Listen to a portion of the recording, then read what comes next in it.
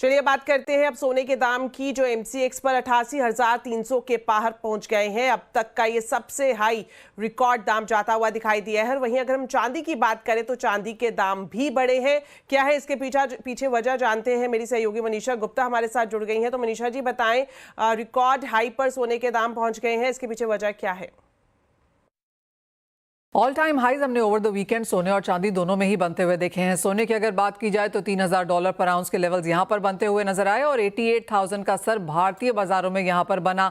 और इसी के साथ साथ ज्यादातर बैंक्स एंड ब्रोकरेजेस ने अपना आउटलुक भी बढ़ा दिया है। चाहे आप गोल्डमैन सैक्स की बात करें, सिटी है, बैंक ऑफ अमेरिका है, UBS है, अब इनका मानना है कि सोना आगे जाकर $3,100-3,200 पर आउंस के लेवल्स भी आपको यहां दिखा सकता है, यानी कि और तेजी कुछ बरकरार रह सकती है। बाजार ऑफकोर्स सेफ हेवन के खरीदारी के तौर पर डॉलर इंडेक्स 5 महीने के लोज पर है, उसका भी फायदा ले रहा है। और जो ये सारी अनसर्टेनिटी है, यूएस में इन्फ्लेशन बढ़ती हुई नजर आई है, इन सब का भी असर हमने यहाँ पर सोने में आता हुआ देखा।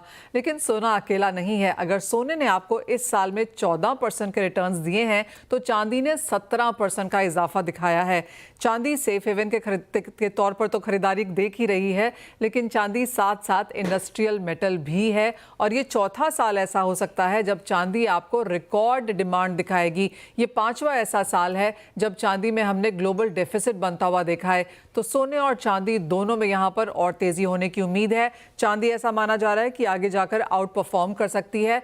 एज ऑफ नाउ अंतर्राष्ट्रीय बाजारों में $34 पर आउंस के नीचे है, लेकिन बाजार मानता है कि 38-39 तक भी यहां पर आपको चांदी आने वाले 8 से 12 महीने में कारोबार करती हुई नजर आएगी।